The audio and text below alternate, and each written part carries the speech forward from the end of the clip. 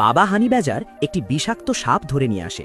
এই পুষ্টিকর খাবার মাকে কয়েকদিন পর্যন্ত খাবারের চিন্তা থেকে মুক্ত রাখতে পারে। আফ্রিকার তৃণভূমিতে একটি লুকানো গুহায় মা হানিব্যাজার কয়েকটি বাচ্চার জন্ম দেয়। ছোট ছোট বাচ্চাগুলো খুবই নরম, তাদের লোমও পুরোপুরি গজায়নি এবং চোখও বন্ধ। তারা মাকে জড়িয়ে ধরে আরামে আছে। পরবর্তী কয়েক মাস মা সব সময় বাচ্চাদের সাথে থেকে তাদের রক্ষা করবে। অন্যদিকে বাবা বাইরে খাবারের খোঁজে ঘুরে বেড়াচ্ছে। হানিব্যাজারের জন্য মধু খুব ভালো খাবার।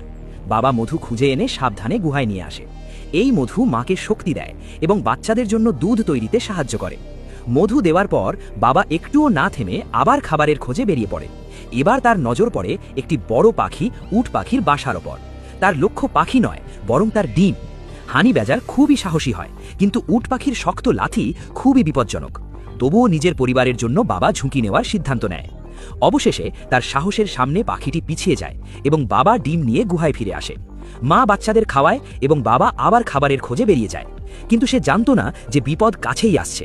একটি আফ্রিকান বুনো কুকুর গন্ধ পেয়ে গুহা পর্যন্ত পৌঁছে যায়। সে চুপিসারে ভিতরে ঢুকে একটি বাচ্চাকে তুলে নিয়ে পালিয়ে যায়। যখন বাবা ফিরে আসে তখন অনেক দেরি হয়ে গেছে।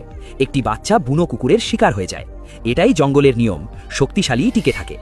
এই ঘটনার পর মা আরও বেশি সতর্ক হয়ে যায় এবং বাচ্চাদের রক্ষা করতে থাকে। 3 মাস পরে বাবা একটি বিচ্ছু নিয়ে আসে। এখন বাচ্চাগুলো একটু বড় হয়েছে, তাদের শরীরে লোম গজিয়েছে এবং তারা শক্তিশালী হয়ে উঠছে। তারা সবাই মিলে খাবারের জন্য ঝাঁপিয়ে পড়ে। কিছু মাস পরে এই বাচ্চারাও তাদের বাবা মায়ের মতো একা জঙ্গলে বাঁচতে শিখবে এবং সাহসের সাথে জীবন কাটাবে।